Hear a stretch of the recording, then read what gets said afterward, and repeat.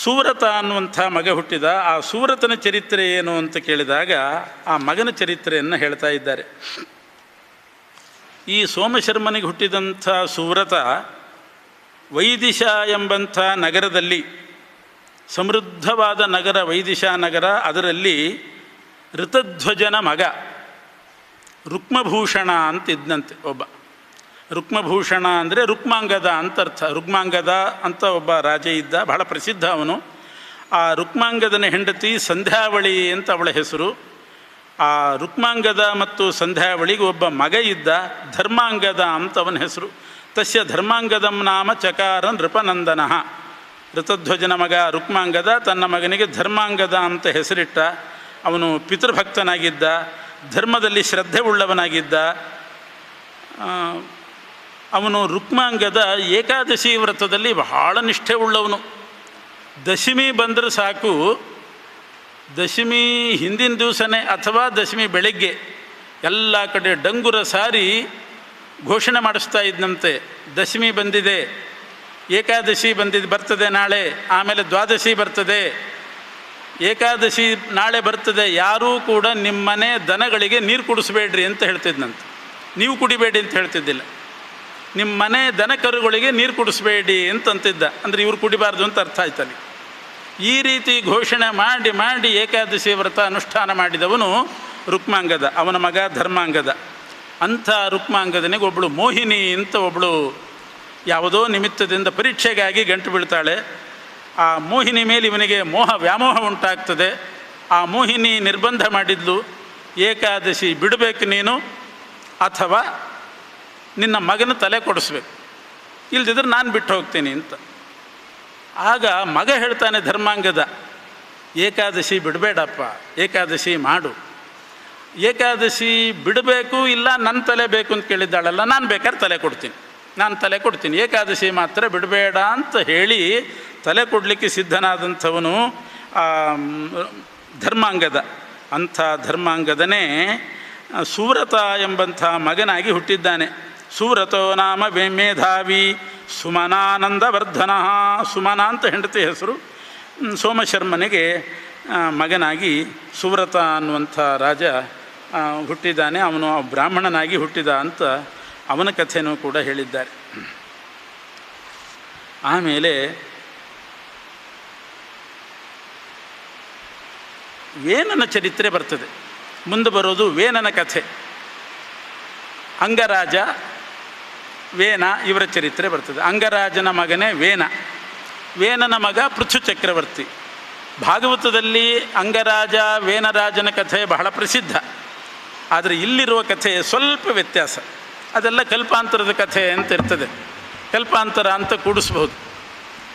ಋತೇತು ಪಾಂಡವ ಕಥಾಂ ಕಾರ್ಷ್ಣಂ ರಾಮಾಯಣಂ ತಥಾ. ರಾಮನ ಚರಿತ್ರೆ, ಕೃಷ್ಣನ ಚರಿತ್ರೆ, ಪಾಂಡವರ ಚರಿತ್ರೆ ಒಂದೇ ರೀತಿ ಇರ್ತದಂತೆ. ಅದರಲ್ಲೇನೂ ಕೂಡ ಕಲ್ಪಭೇದದಿಂದ ವ್ಯತ್ಯಾಸ ಆಗೋದಿಲ್ಲ. ಬೇರೆ ಕಥೆಗಳೆಲ್ಲ ಕಲ್ಪಭೇದದಿಂದ ವ್ಯತ್ಯಾಸ ಆಗ್ತದೆ, ಬೇರೆ ಬೇರೆ ಥರ ಆಗೋದುಂಟು. ಅದರಲ್ಲಿ ವೇನನ ಕಥೆ ಇಲ್ಲಿ ಸ್ವಲ್ಪ ವ್ಯತ್ಯಾಸವಾಗಿ ಬಂದಿದೆ. ವೇನ ದುಷ್ಟ ಅಂತ ಭಾಗವತದಲ್ಲೇ ಗೊತ್ತು. ಪರಮನೀಚ ವೇನ, ಧರ್ಮ ನಾಶ ಮಾಡಿದವನು. ರಾಜನಾದ, ಧರ್ಮ ನಾಶ ಮಾಡಿದ. ನಯಷ್ಟವ್ಯಂ ನದಾತವ್ಯಂ ನಹೋತವ್ಯಂ ದ್ವಿಜಃ ಕ್ವಚಿತ್. ಬ್ರಾಹ್ಮಣರ ಮೇಲೆ ಒಂದು ಶಾಸನ ಹೊರಡಿಸಿದ ಅವನು ರಾಜನಾದ ಕೂಡಲೇ. ಏನು ಅಂದರೆ ಯಜ್ಞಯಾಗಗಳನ್ನು ಮಾಡಬೇಡಿ, ವೇದಾಧ್ಯಯನ ಮಾಡಬೇಡಿ, ದಾನ ಧರ್ಮ ಮಾಡಬೇಡಿ, ಇದು ಶಾಸನ ಹೊರಡಿಸಿದವನು ವೇನ. ವೇನ ಶಾಸನ ಅಂತಲೇ ಪ್ರಸಿದ್ಧಿ ಇತ್ತು. ಈ ರೀತಿ ಧರ್ಮನಾಶ ಮಾಡಿದ ದುಷ್ಟ. ಯಾಕೆ ದುಷ್ಟ ಆದ? ಈ ಪದ್ಮಪುರಾಣದ ಪ್ರಕಾರ ಯಮನ ಒಂದು ತಪ್ಪಿನಿಂದ ವೇನ ದುಷ್ಟ ಆದ ಅಂತ ಬರ್ತದೆ. ಯಮದೇವರ ತಪ್ಪಿನಿಂದ ದುಷ್ಟ ಆದ. ಹಾಗೆ ಕೇಳ್ತಾರೆ, ಯಮದೇವರು ಏನು ತಪ್ಪು ಮಾಡಿದರು? ಯಮದೇವರ ತಪ್ಪಿನಿಂದ ಈ ವೇನ ದುಷ್ಟ ಆಗಲಿಕ್ಕೆ ಏನು ಸಂಬಂಧ ಅಂತಂದಾಗ, ಯಮನಿಗೆ ಒಬ್ಬ ಮಗಳಿದ್ದಂತೆ, ಸುನೀತ ಅಂತ ಅವಳ ಹೆಸರು. ಭಾಗವತದಲ್ಲೂ ಅದೇ ಇದೆ. ಆದರೆ ಮೃತ್ಯು ಅನ್ನುವಂಥ ಒಬ್ಬ ದೈತ್ಯನ ಮಗಳು ಅಂತ ಉಂಟಲ್ಲಿ. ಇಲ್ಲಿ ಯಮನ ಮಗಳು ಸುನೀತ ಪದ್ಮಪುರಾಣದ ಪ್ರಕಾರ. ಯಮನ ತಪ್ಪೇನು ಅಂತಂದರೆ, ಈ ಯಮ ಪಾಪಿಗಳಿಗೆ ಶಿಕ್ಷೆ ಕೊಡುವವನು. ಸುನೀತ ಅನ್ನುವ ಮಗಳು ಹುಟ್ಟಿದ್ಲು, ಅವಳು ಮನೆಯಲ್ಲೇ ಇದ್ಲು. ಯಮ ಪಾಪಿಗಳನ್ನು ತನ್ನ ಮನೆಗೆ ಕರೆಸ್ತಾ ಇದ್ದ. ಅಲ್ಲಿ ವಿಚಾರಣೆ ಮಾಡ್ತಿದ್ದ, ಅವ್ರಿಗೆ ಹೊಡಿತಾ ಇದ್ದ. ಅದನ್ನು ನೋಡ್ತಾ ಇದ್ಲು ಸುನೀತೆ. ಅವ್ರು ಏನು ತಪ್ಪು ಮಾಡಿದ್ದಾರೆ, ಯಾವುದು ತಪ್ಪು, ಅದ್ಯಾವುದರ ಪರಿಜ್ಞಾನ ಇಲ್ಲ. ಸಣ್ಣ ಹುಡುಗಿ, ಅವಳ ಎದುರುಗಡೆ ಮಾತ್ರ ಯಮ ಚೆನ್ನಾಗಿ ಬಡಿದಿದ್ದಾನೆ ಆ ಪಾಪಿಗಳಿಗೆ. ಇದನ್ನು ನೋಡಿ ನೋಡಿ ಅವಳಿಗೆ ಅದೇ ಅಭ್ಯಾಸ ಆಗೋಯ್ತು. ಆದ್ದರಿಂದ ಮಕ್ಕಳ ಎದುರುಗಡೆ ಯಾರೂ ಕೂಡ ಎಷ್ಟು ಬೇಕೋ ಅಷ್ಟೇ ನಡ್ಕೋಬೇಕೇ ಹೊರತು ಸ್ವಲ್ಪ ಅತಿಯಾಗಿ ನಡ್ಕೊಳ್ಬಾರ್ದು. ನಡ್ಕೊಂಡ್ರೆ ಅವ್ರು ಕಲಿತಾರೆ, ಅದನ್ನೇ ಕಲಿತಾರೆ.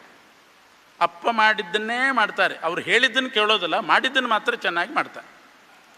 ಅದು ಯಮನಿಂದ ಅದು ತಪ್ಪು ನಡೀತು ಅಂತ ಪದ್ಮಪುರಾಣ ಹೇಳ್ತದೆ. ಯಮ ಪಾಪಿಗಳು ಕೊಡಬೇಕು ಶಿಕ್ಷೆ ಸರಿ, ಮಗಳ ಎದುರುಗಡೆ ಕೊಡ್ತಾ ಇದ್ದ. ಅವಳಿಗೆ ಅದು ಅಭ್ಯಾಸ ಆಗಿ ಅವಳು ಕೂಡ ಯಾರ್ಯಾರು ಸಿಕ್ಕರೆ ಅವರಿಗೆ ಹೊಡಿಲಿಕ್ಕೆ ಶುರು ಮಾಡಿದ್ಲಂತೆ. ಗೆಳತಿಯರ ಜೊತೆಗೆ ಒಂದು ದಿವಸ ಹೀಗೆ ಕಾಡಿಗೆ ಹೋದಾಗ ಸುಶಂಖ ಅಂತ ಒಬ್ಬ ಗಂಧರ್ವ ತಪಸ್ಸು ಮಾಡ್ತಾ ಇದ್ದ. ಆ ಸುಶಂಖ ಗಂಧರ್ವ ತಪಸ್ಸು ಮಾಡುವಾಗ ಅವನಿಗೂ ಹೊಡೆದ್ಲಂತೆ.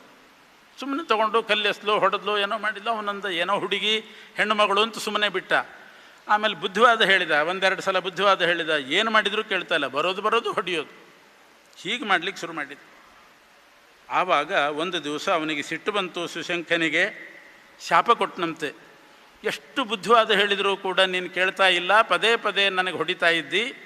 ಮುಂದೆ ನೀನು ಮದುವೆ ಮಾಡಿಕೊಂಡ ಮೇಲೆ ನಿನ್ನ ಗರ್ಭದಲ್ಲಿ ಎಲ್ರಿಗೂ ಹೊಡೆಯುವಂಥ ಒಬ್ಬ ಕೆಟ್ಟ ಮಗ ಹುಟ್ಟುತ್ತಾನೆ ಅಂತ ಸುಶಂಖ ಶಾಪ ಕೊಟ್ಟ.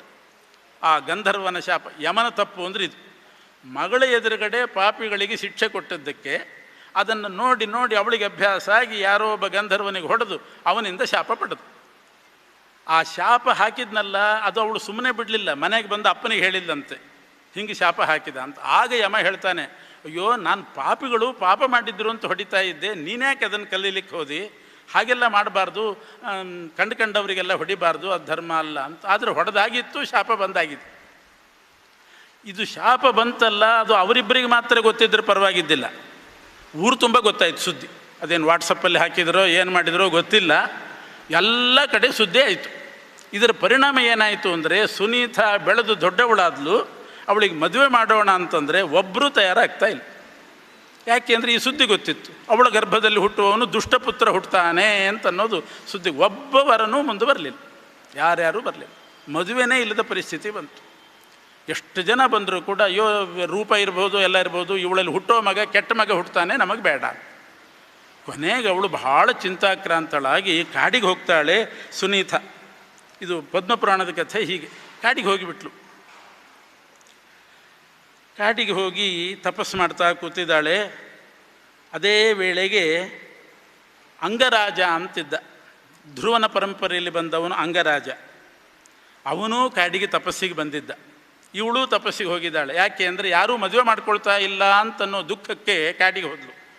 ಅಂಗರಾಜ ಕಾಡಿಗೆ ಬಂದಿದ್ದಾನೆ. ಯಾಕೆ ಅಂದರೆ ಈ ಸುವ್ರತ ಅಂತ ಹೇಳಿದ್ನಲ್ಲ, ಸೋಮಶರ್ಮನ ಮಗ ಸುವ್ರತ, ಅವನು ಇಂದ್ರ ಪದವಿಗೆ ಹೋದನಂತೆ. ತನ್ನ ಪುಣ್ಯದಿಂದ ಇಂದ್ರ ಪದವಿಗೆ ಹೋಗಿ ಒಮ್ಮೆ ನಂದನವನದಲ್ಲಿ ವಿಹಾರ ಮಾಡ್ತಾ ಇದ್ದಾನೆ. ಅದನ್ನು ಅಂಗರಾಜ ನೋಡಿದ. ಅಂಗರಾಜ ನೋಡಿ ಭಾರಿ ಆಶ್ಚರ್ಯ ಆಯಿತು. ಎಷ್ಟು ವೈಭವದಲ್ಲಿದ್ದಾನಲ್ಲ, ನನಗೂ ಇಂಥ ಒಬ್ಬ ಮಗ ಹುಟ್ಟಬೇಕು ಅಂತ ಬಯಸಿದ್ದು. ನನಗೊಬ್ಬ ಇಂಥ ಮಗ ಹುಟ್ಟಬೇಕು. ಅಂಗರಾಜ ಬಂದು ತನ್ನ ತಂದೆಯನ್ನು ಕೇಳಿದ್ನಂತೆ. ಪದ್ಮಪುರಾಣದ ಪ್ರಕಾರ ಅಂಗರಾಜನ ತಂದೆ ಅತ್ರಿ ಋಷಿಗಳು ಅಂತ ಉಂಟು. ಅತ್ರಿ ಋಷಿಗಳ ವಂಶದಲ್ಲಿ ಬಂದವನು. ಅತ್ರಿಗಳ ಮಗ ಚಂದ್ರ, ಚಂದ್ರನ ಮಗ ಬುಧ, ಹೀಗಿದೆ. ಇವನು ಧ್ರುವನ ವಂಶದಲ್ಲಿ ಬಂದವನು ನಿಜವಾಗಿಯೂ ಅಂಗರಾಜ. ಆದರೆ ಅತ್ರಿ ಋಷಿಗಳ ಮಗ ಅಂತ ಉಂಟು. ಇರಲಿ, ಅತ್ರಿ ಋಷಿಗಳ ಹತ್ರ ಬಂದು ಕೇಳ್ತಾನೆ, ನನಗೆ ಆ ಸುವ್ರತ ಅಂತ ಒಬ್ಬನು ನೋಡಿದೆ, ಅಂಥ ಇಂದ್ರನಂಥ ಮಗ ಹುಟ್ಟಬೇಕು ಅಂತ ಕೇಳಿಕೊಂಡ. ಆಗ ಅತ್ರಿ ಋಷಿಗಳು ಹೇಳಿದರು, ನೀನು ಮೇರು ಪರ್ವತಕ್ಕೆ ಹೋಗಿ ತಪಸ್ಸು ಮಾಡು, ಅಂಥ ಮಗ ಹುಟ್ಟುತ್ತಾನೆ, ಇಂದ್ರ ಪದವಿಗೆ ಬರುವಂಥ ಮಗ ಹುಟ್ಟುತ್ತಾನೆ ಅಂತ. ಒಳ್ಳೆ ಇಂದ್ರನಂಥ ಮಗ ಹುಟ್ಟುತ್ತಾನೆ ಅಂತ. ಅಂಗರಾಜ ಕಾಡಿಗೆ ತಪಸ್ಸಿಗೆ ಬಂದಿದ್ದಾನೆ. ಈ ಕಡೆ ಸುನೀತಾ ವರ ಸಿಗ್ತಾ ಇಲ್ಲ, ಯಾರೂ ಮದುವೆ ಮಾಡ್ಕೊಳ್ತಾ ಇಲ್ಲ ಅಂತ ಅವಳು ತಪಸ್ಸಿಗೆ ಬಂದಿದ್ದು.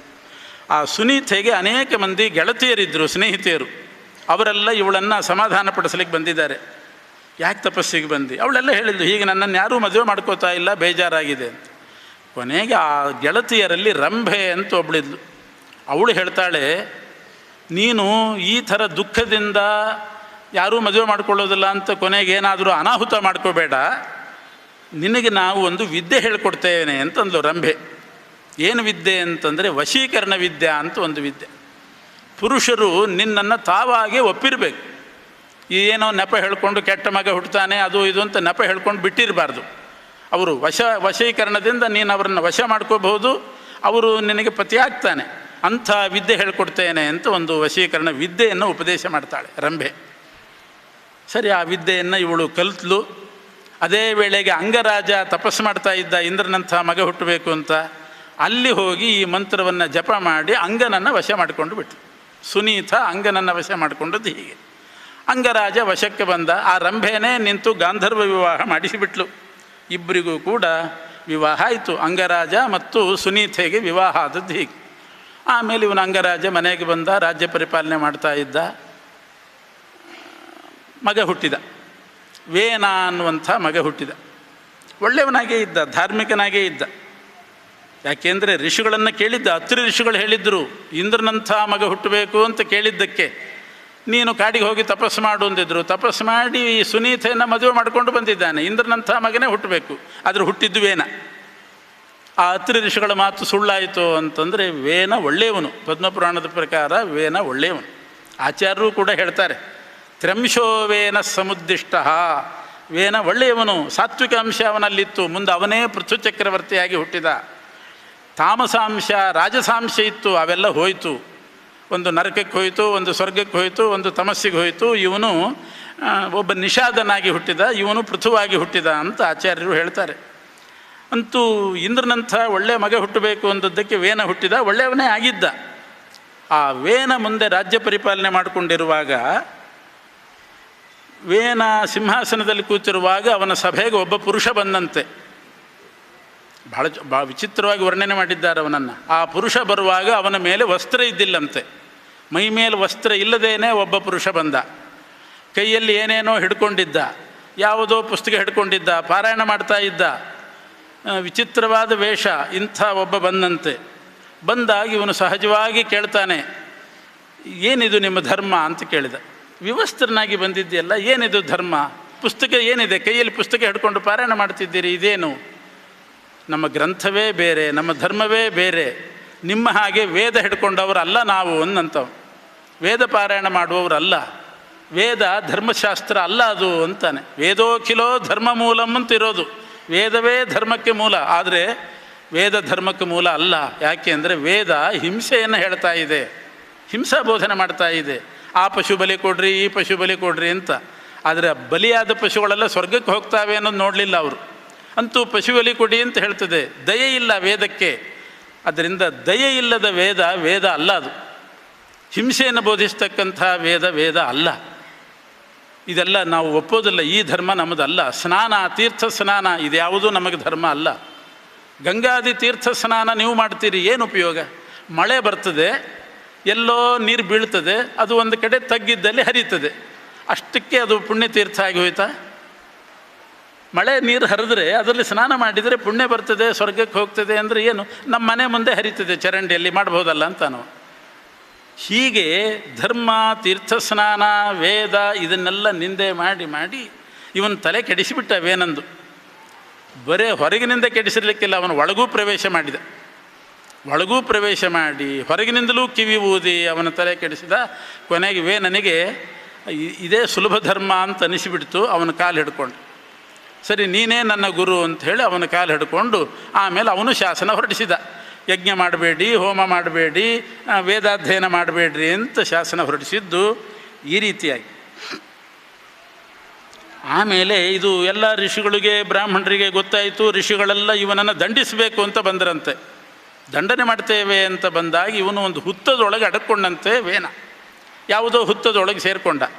ಹುಡುಕಿದಾಗ ಹುತ್ತದೊಳಗಿದ್ದಾನೆ ಅಂತ ಗೊತ್ತಾಯಿತು. ಹುತ್ತದಿಂದ ಅವನನ್ನು ಮೇಲೆ ಕೆಳೆದು ಅವನನ್ನು ಮಥನ ಮಾಡಿದ್ರಂತೆ. ಅವನ ದೇಹವನ್ನು, ತೊಡೆಯನ್ನು ಮಥನ ಮಾಡಿದಾಗ ಹುಟ್ಟಿದವನೇ ನಿಷಾದ ಅಂತ ಒಬ್ಬ ಕೆಟ್ಟ ಅಂಶದಿಂದ, ನಿಷಾದ ಅಂತ ಒಬ್ಬ ಅಧಾರ್ಮಿಕ ಹುಟ್ಟಿದ. ಅವನನ್ನು ಕಾಡಿಗಟ್ಟಿದರು. ಆಮೇಲೆ ಇಲ್ಲಿ ಎಡಗೈಯನ್ನು ಮಥನ ಮಾಡಿದರು ಅಂತ ಉಂಟು ಪದ್ಮಪುರಾಣದಲ್ಲಿ. ಎಡಗೈ ಮಥನ ಮಾಡಿದಾಗ ನಿಷಾದ ಹುಟ್ಟಿದ, ಬಲಗೈಯನ್ನು ಮಥನ ಮಾಡಿದಾಗ ಪೃಥು ಚಕ್ರವರ್ತಿ ಹುಟ್ಟಿದ ಅಂತ ಹೇಳ್ತಾರೆ. ಆ ಪೃಥು ಚಕ್ರವರ್ತಿಯನ್ನೇ ಮುಂದೆ ರಾಜನನ್ನಾಗಿ ಮಾಡಿದರು. ಅವನಿಗೆ ಅಸುರಾವೇಶ ಹೋಯಿತು ವೇನನಿಗೆ. ಅದು ಮಥನ ಮಾಡಿದಾಗ ಏನು ಎಡಗೈಯಿಂದ ಒಬ್ಬ ಅಸುರ ಹುಟ್ಟಿದ ನಿಷಾದ, ಅದರಿಂದ ಅಸುರಾವೇಶ ಹೋಯಿತು. ಆಮೇಲೆ ವೇನ ಬಹಳ ಧಾರ್ಮಿಕನಾದ, ವಿಷ್ಣುವಿನ ಸಾಕ್ಷಾತ್ಕಾರ ಮಾಡಿಕೊಂಡ, ವಿಷ್ಣುವಿನಿಂದ ಅನೇಕ ಧರ್ಮೋಪದೇಶ ಪಡೆದ ಅಂತ ಇದೆ. ಅಂದರೆ ಪೃಥು ಅಂತ ಇಟ್ಕೊಳ್ಬೋದು ಆಚಾರ್ಯರ ಪ್ರಕಾರ. ಈ ರೀತಿ ವೇನನ ಕಥೆ ಬಂದಿದೆ. ಅದಾದ ಮೇಲೆ ಮುಂದೆ ಪೃಥು ಚಕ್ರವರ್ತಿ ಬರ್ತಾನೆ. ಚೆನ್ನಾಗಿ ಆಳಿದ ಪೃಥು ಚಕ್ರವರ್ತಿ, ಧರ್ಮಸ್ಥಾಪನೆ ಮಾಡಿದ. ಪೃಥು ಪೂಜನೆ ಅಂತಾರೆ. ಪೃಥು ಚಕ್ರವರ್ತಿ ತೋರಿಸಿದ್ದೇನು ಧರ್ಮ ಅಂದರೆ ಭಗವಂತನ ಪೂಜಾ, ಅದನ್ನು ಪ್ರಧಾನವಾಗಿ ಎತ್ತಿ ಹಿಡಿದಂತೆ. ಮನೆಗಳಲ್ಲಿ ದೇವರ ಪೂಜೆ ನಡಿಬೇಕು ಅಂತ ಶಾಸನ ಮಾಡಿದಂತೆ ಪೃಥು ಚಕ್ರವರ್ತಿ. ನವವಿಧ ಭಕ್ತಿ ಇದೆಯಲ್ಲ, ಅದರಲ್ಲಿ ಪೃಥು ಚಕ್ರವರ್ತಿ ಪೂಜಾ ಅನ್ನುವಂಥ ಭಕ್ತಿಗೆ ಹೆಸರಾದವನು. ಶ್ರವಣಂ, ಕೀರ್ತನಂ, ವಿಷ್ಣು ಸ್ಮರಣಂ, ಪಾದಸೇವನಂ, ಅರ್ಚನಂ, ವಂದನಂ, ದಾಸ್ಯಂ, ಸಖ್ಯಂ, ಆತ್ಮನಿವೇದನಂ, 9 ಭಕ್ತಿ. ಶ್ರೀ ವಿಷ್ಣು ಶ್ರವಣೆ ಪರೀಕ್ಷಿತಭವತ್. ಶ್ರವಣ ಅನ್ನೋ ಭಕ್ತಿ ಮಾಡಿದವನು ಪರೀಕ್ಷಿತ ರಾಜ, ಭಾಗವತ ಶ್ರವಣ ಮಾಡಿದ. ವೈಯಾಸಕಿ ಕೀರ್ತನೆ, ಕೀರ್ತನ ಅನ್ನೋ ಭಕ್ತಿ ಮಾಡಿದವರು ಶುಕಾಚಾರ್ಯ, ನಿರಂತರ ಭಾಗವತ ಹೇಳಿ ಕೀರ್ತನ ಮಾಡಿದರು. ವೈಯಾಸಕಿ ಶ್ರೀ ವಿಷ್ಣು ಶ್ರವಣೆ ಪರೀಕ್ಷಿತಭವತ್ ವೈಯಾಸಕಿ ಕೀರ್ತನೆ. ಪ್ರಹ್ಲಾದ ಸ್ಮರಣೆ, 3ನೇ ಭಕ್ತಿ, ಸ್ಮರಣ ಭಕ್ತಿ ಮಾಡಿದವನು ಪ್ರಹ್ಲಾದ. ಏನು ಹಿರಣ್ಯಕಶಿಪು ಹಿಂಸೆ ಕೊಟ್ಟಾಗಲೂ ಕೂಡ ಒಂದು ಸಲ ಅಯ್ಯಯ್ಯೋ ಅಂತ ಅನ್ನಲಿಲ್ಲ, ಶ್ರೀಹರಯೇ ನಮಃ ಅಂತಲೇ ಅಂತಿತ್ತು. ಆ ರೀತಿ ಹರಿ ಹರಿ ಅಂತ ಹರಿಸ್ಮರಣೆ ಮಾಡಿಕೊಂಡು ಇದ್ದವನು ಪ್ರಹ್ಲಾದ. ಪ್ರಹ್ಲಾದ ಸ್ಮರಣೆ ತದಂಘ್ರಿ ಭಜನೆ ಲಕ್ಷ್ಮೀ ಪೃಥು ಪೂಜನೆ. ತದಂಘ್ರಿ ಭಜನೆ ಲಕ್ಷ್ಮೀ ಅಂದರೆ ಪಾದಸೇವನ ಅನ್ನೋ ಭಕ್ತಿ ಮಾಡಿದ್ದು ಲಕ್ಷ್ಮೀದೇವಿ. ಪೃಥು ಪೂಜನೆ, ದೇವತಾರ್ಚನೆ ನಡಿಬೇಕು, ಚೆನ್ನಾಗಿ ಪೂಜೆ ನಡಿಬೇಕು ಅನ್ನೋ ಭಕ್ತಿ ತೋರಿಸಿದವನು ಪೃಥು ಚಕ್ರವರ್ತಿ. ಶ್ರವಣಂ, ಕೀರ್ತನಂ, ವಿಷ್ಣು ಸ್ಮರಣಂ, ಪಾದಸೇವನಂ, ಅರ್ಚನಂ. ಶ್ರೀ ವಿಷ್ಣು ಶ್ರವಣೆ ಪರೀಕ್ಷಿತಭವತ್ ವೈಯಾಸಕಿ ಕೀರ್ತನೆ ಪ್ರಹ್ಲಾದ ಸ್ಮರಣೆ ತದಂಘ್ರಿ ಭಜನೆ ಲಕ್ಷ್ಮೀ ಪೃಥು ಪೂಜನೆ. ಅಕ್ರೂರಸ್ತ್ವಭಿವಂದನೆ, ಅರ್ಚನಂ, ವಂದನಂ, ನಮಸ್ಕಾರ ಮಾಡೋ ಭಕ್ತಿ ತೋರಿಸಿದ್ದು ಅಕ್ರೂರ. ಕೃಷ್ಣನನ್ನು ಮಥುರಾಪಟ್ಟಣಕ್ಕೆ ಕರ್ಕೊಂಡು ಹೋಗುವಾಗ, ಕರ್ಕೊಂಡು ಹೋಗಲಿಕ್ಕೆ ಅಂತ ಬಂದಲ್ಲ ನಂದಗೋಕುಲಕ್ಕೆ, ಆ ಕೃಷ್ಣ ಅವನ ಹೆಜ್ಜೆ ನೋಡಿ ನೋಡಿ ನಮಸ್ಕಾರ ಹಾಕ್ತಿದ್ದಂತೆ. ಕೃಷ್ಣನ ಹೆಜ್ಜೆ ಕಂಡು ಕೂಡಲೇ ನಮಸ್ಕಾರ ಹಾಕಬೇಕು, ಕೃಷ್ಣನ ಹೆಜ್ಜೆ ಕಂಡು ಕೂಡಲೇ ನಮಸ್ಕಾರ ಹಾಕಬೇಕು. ಪರಮಾತ್ಮನ ಹೆಜ್ಜೆ ಹೆಜ್ಜೆ ನೋಡಿ ನಮಸ್ಕಾರ ಹಾಕಿದವನು ಅಕ್ರೂರ. ಅಕ್ರೂರಸ್ತ್ವಭಿವಂದನೆ ಕಪಿಪತಿರ್ದಾಸ್ಯೇಥ ಸಖ್ಯೇರ್ಜುನ ಸರ್ವಸ್ವಾತ್ಮನಿವೇದನೆ ಬಲಿರಭೂತ್ ಕೃಷ್ಣಾಪ್ತಿರೇಷಾಂ ಪರಂ. ನಮಸ್ಕಾರ ಭಕ್ತಿ ಅಕ್ರೂರ. ಅರ್ಚನಂ, ವಂದನಂ, ದಾಸ್ಯಂ, ಕಪಿಪತಿರ್ದಾಸ್ಯೇ, ಹನುಮಂತ ದಾಸ್ಯ ಭಕ್ತಿ ತೋರಿಸಿದವನು. ಅವನು ಭಗವತ್ ಕಾರ್ಯ ಸಾಧಕ. ಏನು ಕೆಲಸ ಇದೆ ರಾಮಂದು ನಾ ಮಾಡಿಕೊಡ್ತೇನೆ, ಏನು ಕೆಲಸ ಆಗಬೇಕು ನಾನು ಮಾಡ್ತೇನೆ, ಇಂಥ ದಾಸ್ಯ ಭಕ್ತಿ ಹನುಮಂತಂದು. ಕಪಿಪತಿರ್ದಾಸ್ಯೇ ಅಥ ಸಖ್ಯೇರ್ಜುನ, ಸಖ್ಯ ಭಕ್ತಿ ತೋರಿಸಿದ್ದು ಅರ್ಜುನ. ಮಹಾಭಾರತ ಯುದ್ಧ ಆಗುವಾಗ ಬರೇ 7 ಅಕ್ಷೋಹಿಣಿ ಸೈನ್ಯ ಇತ್ತು ಪಾಂಡವರಿಗಷ್ಟೇ, ಕೌರವರಿಗೆ 11 ಇತ್ತು. ಕೃಷ್ಣ ಕೇಳ್ತಾನೆ, ಅರ್ಜುನ ಏನು ಬೇಕು ಸಹಾಯ ನಿನಗೆ? 1,00,000 ಯಾದವ ಸೈನ್ಯ ಇದೆ, 1,00,000 ಬೇಕಾದಷ್ಟು ಆಯುಧ ಇದೆ, ಅಷ್ಟೂ ಕೊಡ್ತೇನೆ, ಮೊದಲನೇ ಚಾನ್ಸ್ ನಿನಗೆ, ಆಮೇಲೆ ದುರ್ಯೋಧನಂಗೆ. ಏನು ಬೇಕು ಅಂತ ಕೇಳಿದರೆ 1,00,000 ಸೈನಿಕರು ಬೇಡ, ಆಯುಧ ಬೇಡ, ಸಖನೀನಾಗಿರು ಪಾಂಡುರಂಗ ಅಂದ. ಇದು ಸಖ್ಯ ಭಕ್ತಿ. ಸಖ್ಯೇರ್ಜುನ ಸರ್ವ ಸಖ್ಯಂ ಆತ್ಮನಿವೇದನಂ ಸರ್ವಸ್ವಾತ್ಮನಿವೇದನೆ ಬಲಿರಭೂತ್. ಬಲಿಚಕ್ರವರ್ತಿ ಸರ್ವಸ್ವ ನಿವೇದನೆ ಮಾಡಿದ್ದ ದೇವರಿಗೆ. ಅದಕ್ಕೆ ಕೃಷ್ಣಾಪ್ತಿರೇಷಾಂ ಅಂತಾರೆ. ಅದರಿಂದ ಅವರಿಗೆಲ್ಲ ಭಗವಂತನ ಪ್ರಾಪ್ತಿ ಆಯಿತು. ಪೃಥು ಚಕ್ರವರ್ತಿ ಅಂಥ ಪೂಜಾ ಅನ್ನುವಂಥ ಧರ್ಮವನ್ನು ಎತ್ತಿ ಹಿಡಿದವನು ಅವನು. ಅವನ ಕಥೆ ಬಂದಿದೆ. ಮುಂದೆ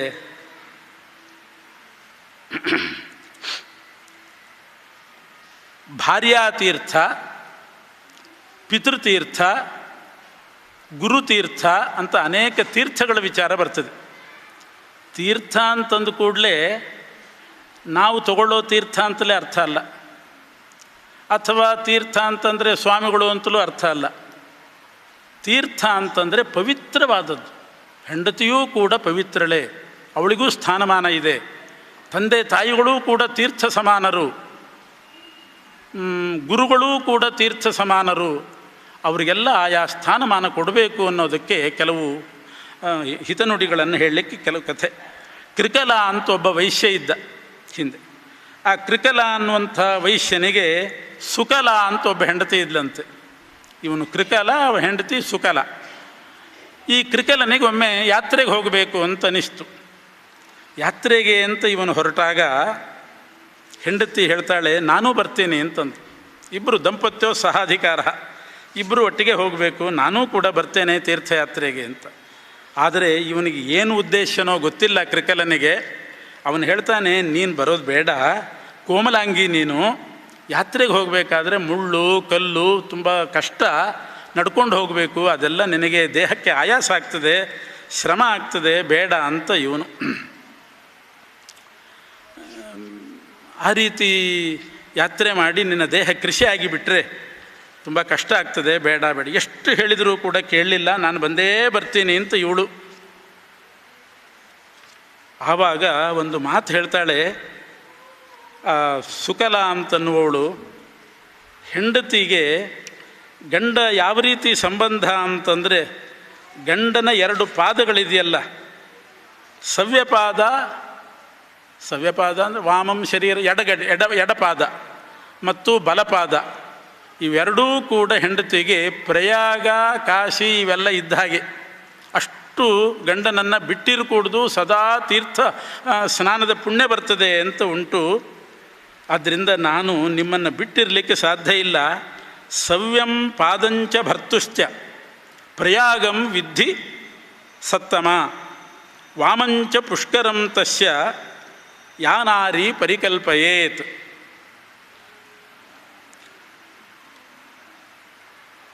ವಾಮಂ ಶರೀರಂ ಸವ್ಯಂ ಸ್ಯಾತ್ ಅಂತ ಇರೋದು. ಎಡಭಾಗಕ್ಕೆ ಸವ್ಯ ಅಂತ ಹೆಸರು ದೇಹದಲ್ಲಿ. ಇಲ್ಲಿ ಇದು ಬಲಭಾಗ ಅನ್ನೋದರಲ್ಲಿ ಪ್ರಯೋಗ ಮಾಡಿದ್ದಾರೆ. ಅಂತೂ ಎಡಪಾದ ಮತ್ತು ಬಲಪಾದ, ಸವ್ಯಂ ಪಾದಂಚ ಭರ್ತುಶ್ಚ ಪ್ರಯಾಗಂ ವಿದ್ಧಿ ಸತ್ತಮ ವಾಮಂಚ ಪುಷ್ಕರಂ ತಸ್ಯ ಯಾನಾರಿ ಪರಿಕಲ್ಪಯೇತ್. ಗಂಡನ ಬಲಪಾದ ಪುಷ್ಕರ, ಸವ್ಯಪಾದ ಪ್ರಯಾಗ ಇದ್ದ ಹಾಗೆ, ತಸ್ಯ ಪಾದೋದಕ ಸ್ನಾನಾತ್ ತತ್ಪುಣ್ಯಂ ಪರಿಜಾಯತೆ ಪ್ರಯಾಗ ಪುಷ್ಕರ ಸಮಂ ಸ್ನಾನಂ ಸ್ತ್ರೀಣಾಂ ನ ಸಂಶಯ. ಸರ್ವತೀರ್ಥಮಯೋ ಭರ್ತ. ಗಂಡ ಅಂದರೆ ಹೆಂಡಂದ್ರಿಗೆ ಸಕಲ ತೀರ್ಥ ಸ್ವರೂಪ, ಸರ್ವ ಪುಣ್ಯಮಯ ಪತಿ. ಮಖಾನಾಂ ಯಜನಾತ್ ಪುಣ್ಯಂ ಯದ್ವೈ ಭವತಿ ದೀಕ್ಷಿತೆ. ಯಜ್ಞ ಮಾಡಿದಾಗ ಏನು ಪುಣ್ಯ ಬರ್ತದೆ, ಸದಾ ಪತಿಯೊಂದಿಗೆ ಇರಬೇಕು, ಪತಿ ಅತಿಕ್ರಮಣ ಮಾಡಕೂಡ್ದು. ಅದರಿಂದ ಯಜ್ಞ ಮಾಡಿದಷ್ಟು ಪುಣ್ಯ ಅಂತುಂಟು. ನೀವು ತೀರ್ಥಯಾತ್ರೆಗೆ ಹೋದಾಗ ಎಷ್ಟೇ ಕ್ಲೇಶ ಆದರೂ ನಿಮ್ಮ ಜೊತೆಗೆ ಬರಬೇಕಾದದ್ದು ನನ್ನ ಧರ್ಮ. ನಿಮ್ಮನ್ನು ತೀರ್ಥಯಾತ್ರೆಗೆ ಕಳಿಸಿ ನಾನು ಏಕಾಕಿಯಾಗಿ ಮನೆಯಲ್ಲಿ ಉಳಿಯೋದು ನಮಗೆ ಧರ್ಮ ಅಲ್ಲ. ಪ್ರಯಾಗ ಪುಷ್ಕರಾದಿಗಳನ್ನು ಮೀರಿದ ಪಾಪ ಬರ್ತದೆ. ಆದ್ದರಿಂದ ನಾನು ಬಂದೇ ಬರ್ತೇನೆ ಅಂತ ಇವಳು ಹಠ. ಸೀತಾದೇವಿ ರಾಮದೇವರ ಜೊತೆಗೆ ನಾನು ಬರ್ತೇನೆ. ರಾಮ ಹೇಳ್ತಾನೆ, ಅಯ್ಯೋ ಅದೆಲ್ಲ ಕಷ್ಟ, ಕಲ್ಲು ಮುಳ್ಳು ಇರ್ತದೆ, ಅದನ್ನು ಗುಡಿಸ್ಕೊಂಡು ಮುಂದಕ್ಕೆ ಹೋಗ್ತಿರ್ತೀನಿ, ನೀವು ಹಿಂದೆ ಬನ್ನಿ ಅಂದ್ಲು ಅವಳಷ್ಟೇ. ಅದರಿಂದ ನಾನು ಬಂದೇ ಬರ್ತೀನಿ ಅಂತ ಹೋದ ಹಾಗೆ ಸುಕಲ ಬಹಳ ಹಠ ಹಿಡಿತಾಳೆ. ಕೊನೆಗೆ ಕ್ರಿಕಲ ಅವನು ಸುಕಲೆಗೆ ಗೊತ್ತಾಗದೆ ಅವಳಿಗೆ ಮೋಸ ಮಾಡಿ ಎಲ್ಲಿಂದಲೋ ತಪ್ಪಿಸ್ಕೊಂಡು ಹೋಗಿಬಿಡ್ತಾನೆ. ಆಮೇಲೆ ಸುಕಲೆ ಭಾಳ ಕ್ಷೀಣ ಆದಲು. ದಿವಸ ಆಹಾರ ಬಿಟ್ಟಲು, ಎಲ್ಲ ಬಿಟ್ಟು ಕೂತ್ಕೊಂಡ್ಲು. ಸ್ನೇಹಿತೆಯರು ಬಂದು ಬೇಕಾದಷ್ಟು ಬುದ್ಧಿವಾದ ಹೇಳಿದರು. ಏನು ಹೇಳಿದರೂ ಊಟ ಮಾಡಲಿಲ್ಲ, ಬಹಳ ಸೊರಗ್ತಾ ಇದ್ದಾಳೆ. ಅವನು ಮಾತ್ರ ತೀರ್ಥಯಾತ್ರೆ ಎಲ್ಲ ಮುಗಿಸ್ಕೊಂಡು ಬಂದಂತೆ.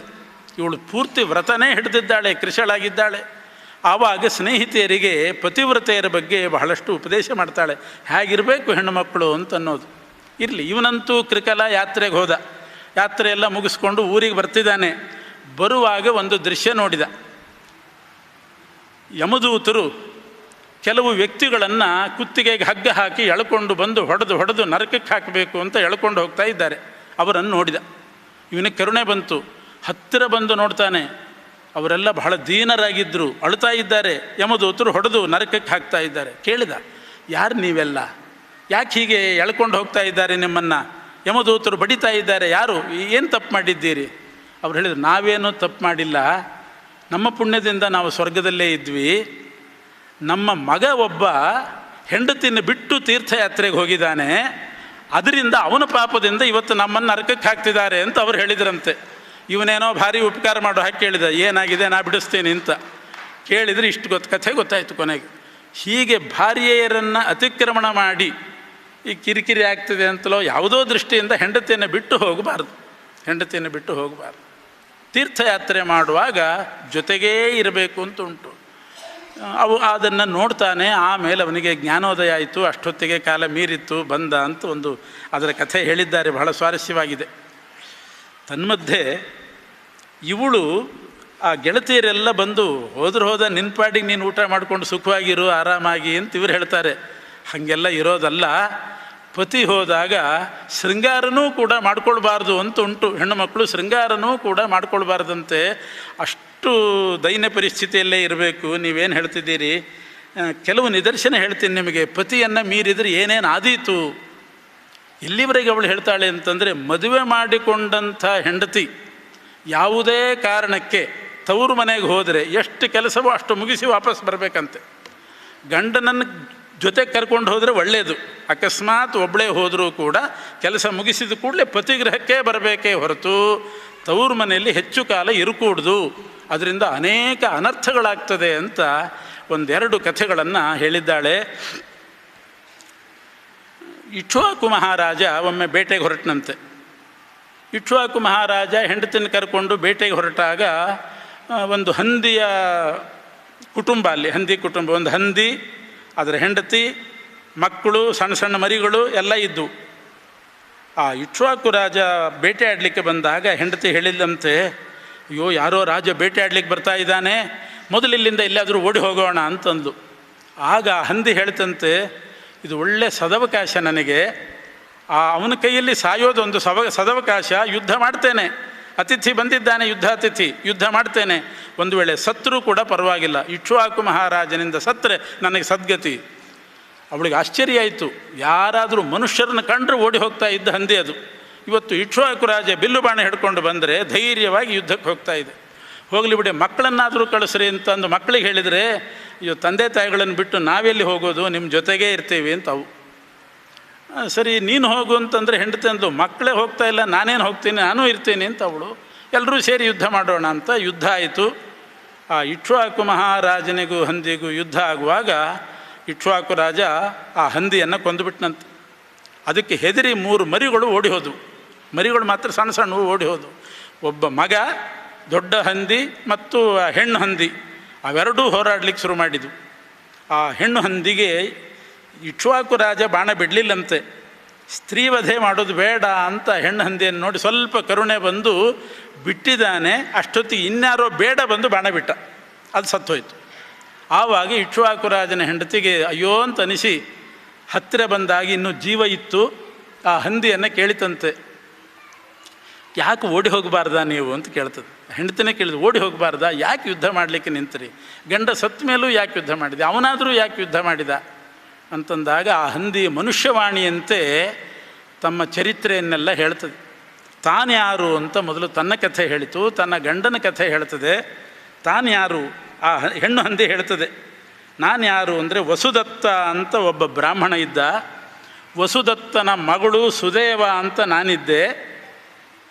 ನನ್ನ ತಂದೆಗೆ ನನ್ನ ಮೇಲೆ ಭಾರೀ ಪ್ರೀತಿ, ಮಗಳು ಅಂತ ಭಾರೀ ಮುದ್ದಾಗಿ ಸಾಕಿದ್ನಂತೆ. ಎಷ್ಟು ಸಾಕಿದರೂ ಕೂಡ ಎಷ್ಟು ದಿವಸ ಮುದ್ದು ಮಾಡೋದು, ಬೆಳೆದು ದೊಡ್ಡವಳಾಗುವಾಗ ದಾನ ಮಾಡಲೇಬೇಕಲ್ಲ, ಕನ್ಯಾದಾನ. ಅರ್ಥೋ ಹಿ ಕನ್ಯಾ ಪರಕೀಯ ಏವ, ಅದು ನಮ್ಮದು ಅಲ್ಲೇ ಅಲ್ಲ, ಅದು ಪರವಸ್ತು, ದಾನ ಮಾಡಲೇಬೇಕು. ಆದರೆ ಅವನಿಗೆ ಮಾತ್ರ ಭಾರೀ ವ್ಯಾಮೋಹ ಮಗಳು ಅಂತ. ಮದುವೆ ಮಾಡಿಕೊಡ್ಲಿಕ್ಕೂ ಇಷ್ಟ ಇಲ್ಲದೆ ಇರುವಷ್ಟು ವ್ಯಾಮೋಹ. ಆದರೆ ಮದುವೆ ಮಾಡದೆ ಅದು ಬೇರೆ ಮಾರ್ಗವೇ ಇಲ್ಲ. ಅದಕ್ಕೊಂದು ತೀರ್ಮಾನ ಮಾಡಿದ, ಯಾರು ತನ್ನ ಮಗಳನ್ನು ಮದುವೆ ಮಾಡ್ಕೋತಾನೋ ಆ ಅಳಿಯ ನನ್ನ ಮನೆಯಲ್ಲೇ ಇರಬೇಕು ಅಂತ ಒಂದು ನಿರ್ಬಂಧ ಮಾಡಿಬಿಟ್ಟು, ನಾನೇ ಎಲ್ಲ ಊಟ ಹಾಕ್ತೀನಿ ಎಲ್ಲ ಮಾಡ್ತೀನಿ ಅಂತೂ ಅಳಿಯ ಮನೆಯಲ್ಲಿರಬೇಕು, ಮಗಳು ಮನೆಯಲ್ಲಿರಬೇಕು. ಈಗಲೂ ಆ ಥರದ್ದು ಉಂಟು ಎಷ್ಟೋ ಕಡೆ. ಅಂದರೆ ಪಾಪ ಅಲ್ಲ, ಅವರಿಗೆ ಇದು ಗಂಡಸು ಮಕ್ಕಳು ಇಲ್ಲದೇ ಇದ್ದರೆ ಅಳಿಯನೇ ಮನೆಯಲ್ಲಿದ್ದು ಬಿಡಲಿ, ನಮ್ಮನ್ನು ಮಗ ಇದ್ದಂಗೆ ಮಗನೂ ಆಗಬೇಕು ಅಳಿಯನೂ ಆಗಬೇಕು ಅಂತ ಮಾಡ್ಕೊಳ್ಳೋದು ಉಂಟು. ಇವನು ಹಾಗಲ್ಲ, ವ್ಯಾಮೋಹದಿಂದ ಅಂಥ ವರ ಹುಡುಕ್ತಿದ್ದ. ಯಾರೂ ಸಿಗಲಿಲ್ಲ, ಸ್ವತಂತ್ರವಾಗಿರಬೇಕು ಅಂತ ಬಯಸ್ತಾರೆ.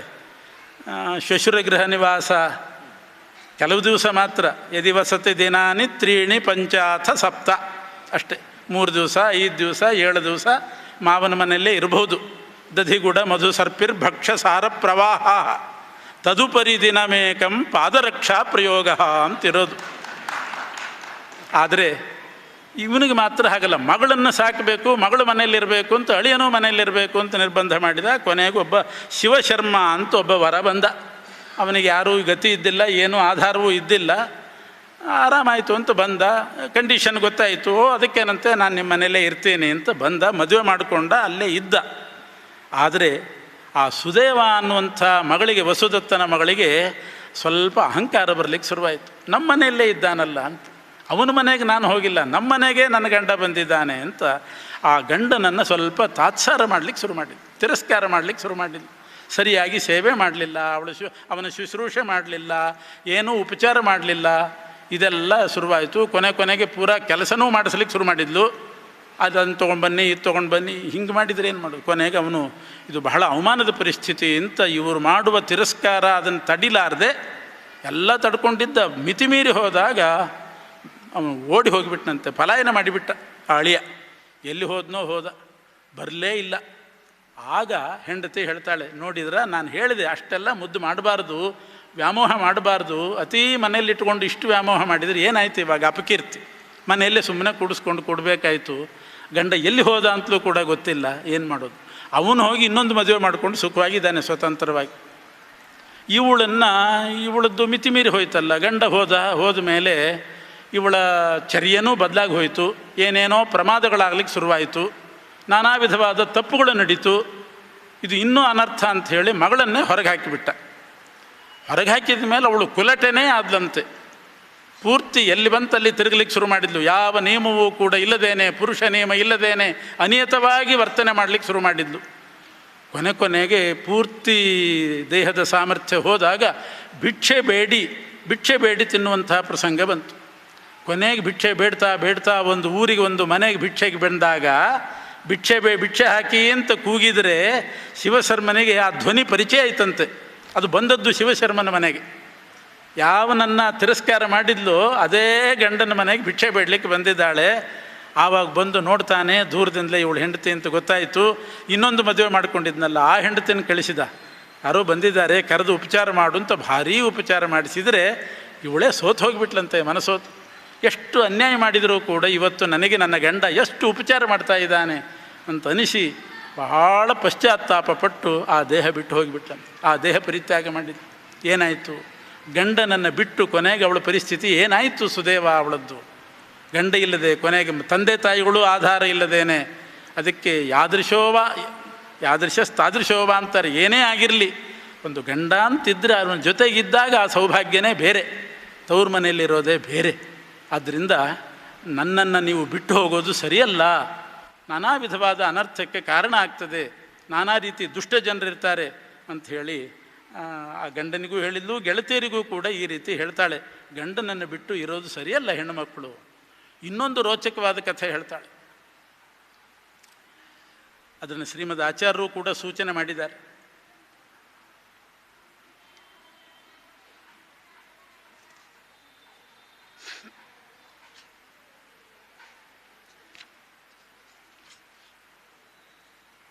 ಉಗ್ರಸೇನ ಅಂತ ಒಬ್ಬ ರಾಜ, ಬಹಳ ಪ್ರಸಿದ್ಧ ಅವನು.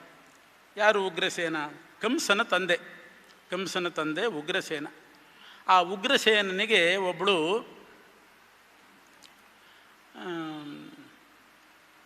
ಮಗಳಿದ್ಲಂತೆ, ಒಬ್ಬ ಮಗಳು, ಪದ್ಮಾವತಿ ಅಂತ ಅವಳ ಹೆಸರು. ಆ ಪದ್ಮಾವತಿ ಉಗ್ರಸೇನನ ಹೆಂಡತಿ. ಪದ್ಮಾವತಿ ಅಂತ ಒಬ್ಬಳಿದ್ಲು, ಉಗ್ರಸೇನನ ಹೆಂಡತಿ. ಆ ಪದ್ಮಾವತಿ ಮದುವೆ ಮಾಡಿಕೊಂಡು ಬಂದು ಉಗ್ರಸೇನನ ಮನೆಗೆ ಬಂದಳು. ಉಗ್ರಸೇನ ಅಂದರೆ ಕಂಸನ ತಂದೆ. ಆಹುಕಾದ್ ಯಾದವಾದ್ ಉಗ್ರಸೇನೋಭೂತ್ ದೇವಕಸ್ತಥ, ದೇವಕಸ್ಯ ಸುತಾ ಜಜ್ಞೆ ದೇವಕಿ. ಆ ಉಗ್ರಸೇನನ ಮಗನೇ ಕಂಸ. ಹೀಗಾಗಿ ಕಂಸನಿಗೆ ದೇವಕಿ ದೇವಿ ತಂಗಿ ಆಗಬೇಕು. ಆ ಉಗ್ರಸೇನನ ಹೆಂಡತಿ ಪದ್ಮಾವತಿ ಅಥವಾ ಪದ್ಮಾವತಿ, ಅವಳು ಉಗ್ರಸೇನನ ಮದುವೆ ಮಾಡಿಕೊಂಡು ಗಂಡನ ಮನೆಯಲ್ಲೇ ಇದ್ಲು. ಆದರೆ ಉಗ್ರಸೇನ ಒಂದು ನಿಯಮದಲ್ಲಿದ್ದವನು. ತನ್ನ ಹೆಂಡತಿಯಾದವಳು ತಮ್ಮ ಕುಲಾಚಾರಕ್ಕೆ ಸರಿಯಾಗಿ ಹೀಗಿರಬೇಕು ಅಂತ ಒಂದು ನಿಯಮ ಇತ್ತು. ಇಂಥ ಬಟ್ಟೆ ಉಟ್ಕೊಳ್ಬೇಕು, ಈ ರೀತಿ ಬಟ್ಟೆ ಉಟ್ಕೊಳ್ಬೇಕು ಅಂತ ಒಂದು ನಿಯಮ ಇರ್ತದೆ. ಅದೇ ಪ್ರಕಾರ ಇದ್ಲು. ಆದರೆ ಅವಳಿಗೆ ಅದು ಸಾಕಾಗಿ ಒಂದು ದಿವಸ ತವ್ರ ಮನೆಗೆ ಹೋಗಬೇಕು ಅಂತ ಅನಿಸ್ತಂತೆ.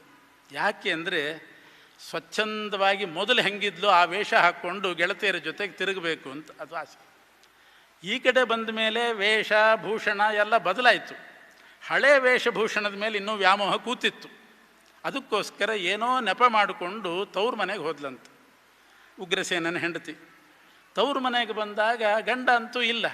ತಂದೆ ತಾಯಿಗಳು ಹಾಗೇ ಇಟ್ಕೊಂಡ್ರು ಮನೆಯಲ್ಲಿ. ಬಾ ಅಮ್ಮ ಅಂತಂದರು, ಕರೆದ್ರು, ಭಾರಿ ಸತ್ಕಾರ ಮಾಡಿದರು, ಮಗಳು ಬಂದಿದ್ದಾಳೆ ಅಂತ.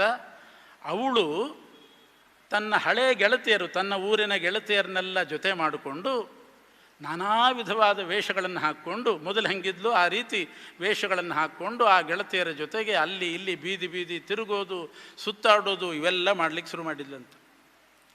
ಮದುವೆ ಆಗಿದೆ, ಮದುವೆ ಮಾಡಿಕೊಂಡ ಹೆಣ್ಣುಮಗಳು. ಆದರೆ ತವ್ರ ಮನೆಗೆ ಬಂದಾಗ ಗಂಡ ಇಲ್ಲ ಅಂಥೇಳಿ ಸ್ವಚ್ಛಂದ ವಿಹಾರ, ಅಂದರೆ ಪೂರ್ತಿ ಮಿತಿ ಮೀರಿಲ್ಲ, ಅಂತೂ ಗೆಳತಿಯರ ಜೊತೆಗೆ ಅಲ್ಲಿ ಇಲ್ಲಿ ತಿರುಗೋದು, ಹೀಗೆ ಮಾಡ್ತಿದ್ಲಂತೆ. ಇದಕ್ಕೆ ಪ್ರೋತ್ಸಾಹ ಕೊಡಬಾರ್ದು ತಂದೆ ತಾಯಿಗಳು. ಮದುವೆ ಮಾಡಿಕೊಂಡವರು ಕೂಡ ಈ ರೀತಿ ಮಾಡಬಾರ್ದು ಅಂತ ಹೇಳ್ತಾರೆ. ಇವಳೇ ಹೇಳ್ತಾಳೆ, ಸುಕಲೇನೇ ಹೇಳ್ತಾಳೆ, ತಂದೆ ತಾಯಿಗಳು ಸೇರಿಸ್ಕೊಂಡದ್ದೇ ತಪ್ಪು, ಸುಮ್ಮನೆ ಬಂದಿದ್ದಾಳೆ ಸೇರಿಸ್ಕೊಂಡು. ನೋಡಿ, ಇದೇ ಹರಿವಂಶದಲ್ಲಿ ಒಂದು ಕಥೆ ಬರ್ತದೆ. ಸೂರ್ಯನ ಹೆಂಡತಿ ಸಂಜ್ಞಾದೇವಿ ಅಂತಿದ್ಲು. ಸೂರ್ಯನ ಜೊತೆಗೆ ಸಂಸಾರ ಮಾಡಿ ಬಹಳ ತಾಪ ಆಯ್ತಂತ ಅವಳಿಗೆ. ಉಷ್ಣ ಕಿರಣ, ಬಿಸಿಲು ತಡಿಲಿಕ್ಕಾಗಲಿಲ್ಲ. ಒಂದು ಸಲ ತವ್ರ ಮನೆಗೆ ಬಂದಳು. ಬರುವಾಗ ತನ್ನಂತೆ ಇರುವ ಛಾಯಾ ಅನ್ನುವಳನ್ನು ಸೃಷ್ಟಿ ಮಾಡಿ, ನೀನು ನನ್ನ ಗಂಡನ ಜೊತೆಗೆ ಇಲ್ಲಿರುವ, ಅಡಿಗೆ ಊಟ ಮಾಡಿಕೊಂಡು ನನ್ನ ಮಕ್ಕಳನ್ನು ನೋಡು, ನಾನು ಮನೆಗೆ ಹೋಗಿ ಬರ್ತೇನೆ, ತವ್ರ ಮನೆಗೆ ಹೋಗಿ ತಂಪಾಗಿದ್ದು ಬರ್ತೇನೆ ಅಂತ ಬಂದಳು. ಬಂದರೆ ಆ ಸಂಜ್ಞಾದೇವಿಯ ತಂದೆ ಕೇಳ್ತಾನಂತೆ ಮಗಳನ್ನು, ಒಬ್ಬಳೇ ಬಂದಿಯಲ್ಲ ಅಂತ ಕೇಳಿದ. ಗಂಡನಿಗೆ ಹೇಳಿ ಬರೋ ಪರಿಸ್ಥಿತಿ ಇದ್ದಿಲ್ಲ.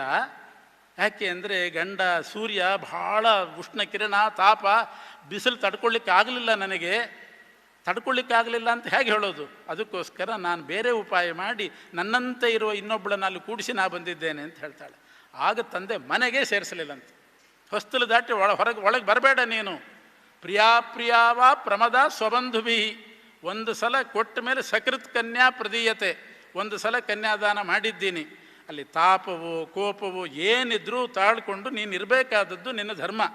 ಗಂಡನಿಗೆ ಕೇಳದೆ ಈ ರೀತಿ ಬಂದರೆ ನಾನು ಇದಕ್ಕೆ ಪ್ರೋತ್ಸಾಹ ಕೊಡೋದಿಲ್ಲ, ಅಲ್ಲೇ ಹೋಗುವಂತ ವಾಪಸ್ ಕಳಿಸ್ತಾನೆ. ಆಮೇಲೆ ಅವಳಲ್ಲಿ ಹೋಗಲಿಲ್ಲ, ಕುದುರೆಯಾಗಿ ಎಲ್ಲೋ ಒಂದು ಕಡೆ ಹೋದ್ಲು ಅಂತ ಕಥೆ ಇದೆ. ಆದರೆ ಆ ಉಗ್ರಸೇನನ ಹೆಂಡತಿಯನ್ನು ಆ ತಂದೆ ತಾಯಿಗಳು ತಮ್ಮ ಮನೆಯಲ್ಲಿ ಸೇರಿಸ್ಕೊಂಡ್ರು. ಅವಳು ಇರಲಿ ಪಾಪ, ಮಗಳು ಆರಾಮಾಗಿ ಎಂಜಾಯ್ ಮಾಡಲಿ ಅಂತಾರೆ. ಈಗಿನ ಭಾಷೆಯಲ್ಲಿ ಹೇಳಬೇಕಾದ್ರೆ ಹಾಗೆ, ಲೆಟ್ ಹರ್ ಎಂಜಾಯ್ ಅಂತಾರೆ. ಎಂಜಾಯ್ ಮಾಡ್ಕೊಂಡಿರಲಿ ಅಂಥೇಳಿ ಸ್ವಚ್ಛಂದ ಬಿಟ್ಟುಬಿಟ್ರು. ಅವಳು ನಾನಾ ತರಹದ ವೇಷಭೂಷಣಗಳಿಂದ ತಿರುಗ್ತಾ ಇದ್ಲು. ಒಂದು ದಿವಸ ಯಾವುದೋ ಈಜುಕೊಳಕ್ಕೆ ಹೋಗಿದ್ದಾಳಂತೆ. ಗೆಳತಿಯರ ಜೊತೆಗೆ ಆ ಈಜುಕೊಳದಲ್ಲಿ ಈಜಾಡ್ತಾ ಇದ್ದಾಳೆ. ಇದನ್ನು ನೋಡಿ ಗೋಭಿಲ ಅಂತ, ಪದ್ಮಪುರಾಣದಲ್ಲಿರೋದು ಗೋಭಿಲ ಅಂತ ಹೆಸರು, ಒಬ್ಬ ದುಷ್ಟ ಅಸುರ. ಆ ಗೋಭಿಲ ಅಂತನ್ನುವಂಥ ಅಸುರ ಇದನ್ನು ನೋಡಿದ.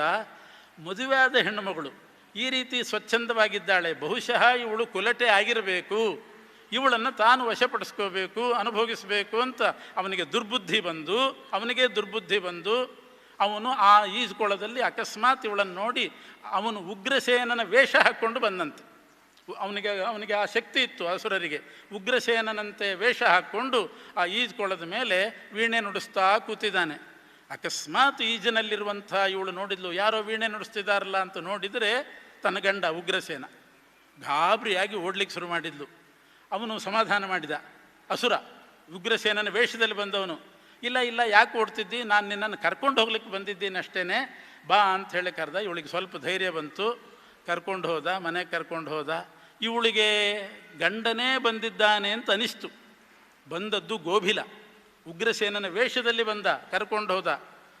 ಆಮೇಲೆ ಗೊತ್ತಾಯ್ತು ಅವಳಿಗೆ, ಇವಳು ಗಂಡ ಅಲ್ಲ, ಇವನಲ್ಲ ಗಂಡ ಅಲ್ಲ, ಇವನು ಗಂಡನ ವೇಷದಲ್ಲಿ ಯಾರೋ ಒಬ್ಬ ಬಂದಿದ್ದಾನೆ, ಅಸುರ ದುಷ್ಟ ಅಂತ ಗೊತ್ತಾಯಿತು. ಆಗಂತಾಳಂತೆ, ಯಾರು ನೀನು, ನನ್ನ ಗಂಡ ಅಲ್ಲ ಅಂತ ನನಗೆ ಗುಟ್ಟು ಗೊತ್ತಾಯಿತು, ಮೇಲ್ನೋಟಕ್ಕೆ ಹಾಗಿದ್ದಿ, ಆದರೆ ಕೆಲವು ರಹಸ್ಯದಿಂದ ನನಗೆ ಗೊತ್ತಾಯಿತು ನೀನು ನನ್ನ ಗಂಡ ಅಲ್ಲ, ಮೊದಲಿಲ್ಲಿಂದ ತೊಲಗು, ನಿನ್ನನ್ನು ನಾನು ಸುಟ್ಟು ಬಿಡ್ತೇನೆ ನನ್ನ ಪಾತಿವ್ರತ್ಯದಿಂದ. ನಾನು ಈ ರೀತಿ ಇದ್ದೇನಷ್ಟೇ, ಆದರೆ ಚಾರಿತ್ರ್ಯ ಶುದ್ಧಳು ನಾನು, ನಿನ್ನನ್ನು ಸುಟ್ಟು ಬಿಡ್ತೇನೆ ಅಂತಂದಾಗ ನಿನ್ನ ಪಾತಿವ್ರತ್ಯ ಹೋಗಿದೆ ಅಂದ ಅವನು. ಸುಡು ನೋಡೋಣ ಅಂತ ಸವಾಲು ಹಾಕಿದರೆ ಏನೂ ಮಾಡಲಿಕ್ಕೆ ಆಗಲಿಲ್ಲ, ಸುಡಲಿಕ್ಕೆ ಆಗಲಿಲ್ಲ. ಕೊನೆಗೆ ಆ ಅಸುರನಾದ ಗೋಭಿಲ ಉಗ್ರಸೇನನ ವೇಷದಲ್ಲಿ ಬಂದವನು, ಅವನಿಂದಲೇ ಅವಳಿಗೆ ಗರ್ಭಧಾರಣೆ ಆಯಿತು. ಆವಾಗ ಹುಟ್ಟಿದವನೇ ಕಂಸ. ಏನು ದುರಂತ ಆಯಿತು ನೋಡಿ. ಅವಳಿಗೆ ಪಾತಿವ್ರತ್ಯದಿಂದ ಸುಡಲಿಕ್ಕೆ ಆಯಿತಾ? ಆಗಲಿಲ್ಲ. ಯಾಕೆ ಅಂದರೆ ಗಂಡನನ್ನು ಬಿಟ್ಟು ವಿನಾಕಾರಣ ತವರು ಮನೆಯಲ್ಲಿ ಸುಮ್ಮನೆ ಸ್ವಚ್ಛಂದ ವಿಹಾರ ಮಾಡಬೇಕು ಅಂತ ಬಂದದ್ರಿಂದ ಅವಳು ಪಾತಿವ್ರತ್ಯನೇ ಕಳ್ಕೊಂಡು ಒಬ್ಬ ಅಸುರನಿಂದ ಗರ್ಭಧಾರಣೆ ಮಾಡಿ ಕಂಸ ಹುಟ್ಟಬೇಕಾಯ್ತು. ಇದು ತಾತ್ಪರ್ಯ ನಿರ್ಣಯದಲ್ಲಿ ಆಚಾರ್ಯರು ಸೂಚನೆ ಕೊಡ್ತಾರೆ. ಅದರಲ್ಲಿ ಗೋಭಿಲ ಅಂತಿಲ್ಲ, ದ್ರುಮಿಳ ಅಂತ ಹೆಸರಿದೆ. ಉಗ್ರಸೇನನ ವೇಷದಲ್ಲಿರ್ತಕ್ಕಂಥ ತ್ವಮಂಗ ಮಾಯಾ ಮಯಜಾರ ಜಾತಃ ಅಂತ ನಾರದರು ಕಂಸನಿಗೆ ಹೇಳ್ತಾರೆ. ಕಂಸ, ಕೃಷ್ಣ ಯಾರು, ನೀನ್ಯಾರು ಗೊತ್ತೇನು? ತ್ವಮಂಗ ಮಾಯಾಮಯ ಜಾರ ಜಾತಃ, ನೀನು ಮಾಯಾಮಯನಾದ ಜಾರನಿಂದ ಹುಟ್ಟಿದವನು. ಆದ್ದರಿಂದಲೇ ಆ ಕಂಸ ನಿಜವಾದ ತನ್ನ ತಂದೆ ಉಗ್ರಸೇನನನ್ನು ಸಿಂಹಾಸನದಿಂದ ಕೆಡವಿ ತಾನು ಕೂಡ್ತಾನೆ. ತನ್ನ ಅಪ್ಪನನ್ನೇ ದ್ವೇಷ ಮಾಡಿದವನವನು. ಯಾಕೆ ಅಂದರೆ ಇವನ ಅಪ್ಪ ಅಲ್ವೇ ಅಲ್ಲ, ಒಬ್ಬ ಅಸುರನಿಂದ ಹುಟ್ಟಿದ್ದು ಕಂಸ. ಏನು ದುರಂತ ಆಯಿತು. ಇದು ಪದ್ಮಪುರಾಣದ ಕಥೆ. ಆಚಾರ್ಯರು ತಾತ್ಪರ್ಯ ನಿರ್ಣಯದಲ್ಲಿ ಸೂಚನೆ ಕೊಡ್ತಾರೆ. ಇದು ವಾದಿರಾಜರ ಶ್ಲೋಕ, ತ್ವಮಂಗ ಮಾಯಾಮಯ ಜಾರ ಜಾತಃ. ಆಚಾರ್ಯರು ಕೂಡ ಹೇಳಿದ್ದಾರೆ ತಾತ್ಪರ್ಯ ನಿರ್ಣಯದಲ್ಲಿ. ಇದನ್ನು ಸುಕಲೆ ಗೆಳತಿಯರಿಗೆ ಹೇಳ್ತಾಳೆ. ಆದ್ದರಿಂದ ಅವನು ಹೋದ ಬರೋ ತನಕ ಆರಾಮಾಗಿರು ಅಂತ ಏನು ಹೇಳ್ತಿದ್ದೀರಿ ನೀವು? ಇದು ಧರ್ಮ ಅಲ್ಲ ಅಂತಾಳು. ಹಾಗೆ ಆ ಹಂದಿ ಯಾರು, ಗಂಡು ಹಂದಿ ಸತ್ನಲ್ಲ ಇಕ್ಷ್ವಾಕು ರಾಜನಿಂದ, ಅವನು ಯಾರು ಅಂತಂದರೆ ಗೀತ ವಿದ್ಯಾಧರ ಅಂತ ಒಬ್ಬ ಸಂಗೀತ ಅಧ್ಯಯನ ಮಾಡ್ತಾ ಇದ್ದವನು. ಕಾಡಿನಲ್ಲಿ ಸಂಗೀತ ಅಧ್ಯಯನ ಮಾಡುವಾಗ ಪುಲಸ್ತ್ಯ ಋಷಿಗಳು ತಪಸ್ಸು ಮಾಡ್ತಿದ್ರು. ಆ ಜಾಗದಲ್ಲೇ ಹೋಗಿ ಇವನು ಸಂಗೀತ ವಿದ್ಯಾಧ್ಯಯನ. ಅವ್ರಿಗೆ ಹೇಗೆ ತಪಸ್ಸು ಮಾಡಲಿಕ್ಕಾಗತ್ತೆ? ಅವರು ಬಂದು ಸೌಜನ್ಯದಿಂದ ಹೇಳಿದರು, ತಪಸ್ಸು ಮಾಡ್ತಾ ಇದ್ದೇನಪ್ಪ, ಬೇರೆಲ್ಲಾದರೂ ಹೋಗಿ ನೀನು ಸಂಗೀತ ವಿದ್ಯಾಧ್ಯಯನ ಮಾಡು, ಇಲ್ಲಿ ನನಗೆ ಡಿಸ್ಟರ್ಬ್ ಆಗುತ್ತೆ ಅಂದರು. ಅವನಂದ, ನೀವೇ ಹೋಗ್ಬೋದಲ್ಲ ಅಂದ. ಪುಲಸ್ತ್ಯರಂದರು, ನಾನು ಮೊದಲಿಂದ ಕೂತು ತಪಸ್ಸು ಮಾಡ್ತಿದ್ದೀನಿ, ಆಮೇಲೆ ಬಂದವನು ನೀನು, ಡಿಸ್ಟರ್ಬ್ ಮಾಡಬೇಡ ಹೋಗು ಅಂತ. ಹೋಗಲಿಲ್ಲ, ಇದು ಪಬ್ಲಿಕ್ ಪ್ಲೇಸ್, ಯಾರು ಬೇಕಾದ್ರೂ ಬರ್ಬೋದು ಅಂತ ಜಗಳ ಶುರು ಮಾಡಿದ. ಹಾಳಾಗಿ ಹೋಗು ಅಂತ ಅವರೇ ಹೋದರು, ಬೇರೆ ಕಡೆ ಹೋದರು. ಸರಿ ಅಂತ ಹೇಳಿ ಹೋದರು. ಛಲ ಬಂತು ಇವನಿಗೆ. ಮತ್ತು ಅವ್ರು ಎಲ್ಲಿ ಹೋಗಿದ್ದಾರೆ ಅಂತ ಹುಡುಕೊಂಡು ಅವ್ರ ಹತ್ರ ಹೋಗಿ ಹಂದಿಯ ರೂಪದಲ್ಲಿ ಅವರನ್ನು ತಿವಿಯೋದು ಮಾಡೋದು, ಪುನಃ ತೊಂದರೆ ಕೊಡ್ಲಿಕ್ಕೆ ಶುರು ಮಾಡಿದ ಹಂದಿಯ ರೂಪದಲ್ಲಿ ಹೋಗಿ. ಆವಾಗ ಅವರು ಶಾಪ ಕೊಟ್ಟರಂತೆ, ನೀನು ಹಂದಿನೇ ಆಗು ಅಂತ ಶಾಪ ಕೊಟ್ಟಿದ್ರು. ಆಮೇಲೆ ಇವನು ಬೇಡ್ಕೊಂಡಂತೆ, ಆವಾಗ ಇಕ್ಷ್ವಾಕು ರಾಜ ನಿನ್ನನ್ನು ಕೊಂದಾಗ ನಿನ್ನ ರೂಪ ಹೋಗ್ತದೆ ಅಂತ ಅಂದಿದ್ರು. ಇಕ್ಷ್ವಾಕು ಮಹಾರಾಜ ಬೇಟೆಗೆ ಬಂದಾಗ ಆ ಹಂದಿ ಸತ್ತದ್ದು. ಅದಕ್ಕೆ ಆ ಹೆಣ್ಣು ಹಂದಿ ಯಾರು ಅಂತಂದರೆ ಅವಳೇ. ಆ ಹೆಣ್ಣು ಹಂದಿ ಆದವಳು ಸುದೇವ ಅಂತನ್ನುವವಳು ಗಂಡನನ್ನು ತಿರಸ್ಕಾರ ಮಾಡಿದವಳು. ತಾನು ಕೊನೆಗೆ ಗಂಡನ ಮನೆಯಲ್ಲೇ ಉಪಚಾರ ಪಡೆದು ಪಶ್ಚಾತ್ತಾಪ ಪಟ್ಟು ಸತ್ತು ಹಂದಿಯಾಗಿ ಹುಟ್ಟಿದ್ಲಂತವಳು. ಹಂದಿಯಾಗಿ ಹುಟ್ಟಿದ್ಲು ಅವಳು ಇಕ್ಷ್ವಾಕು ರಾಜನಿಂದ, ಅಂದರೆ ಬೇಟೆಗಾರನ ಬಾಣದಿಂದ ಸಾಯ್ತಾಳೆ. ಇವೆಲ್ಲ ಕಥೆಗಳನ್ನು ಆ ಸುಕಲ ಅಂತನ್ನುವವಳು ಹೇಳೋದು. ಪದ್ಮಪುರಾಣ ಹೀಗೆ ಹೇಗೆ ನಡ್ಕೋಬೇಕು ಅಂತನ್ನುವಂಥ ಮಾಹಿತಿಯನ್ನು ಕೊಡ್ತಾ ಇದೆ ಅಂತ ಹೇಳ್ತಾ ಇವತ್ತಿನ ಪ್ರವಚನವನ್ನು ಶ್ರೀಕೃಷ್ಣ ಅರ್ಪಣೆ.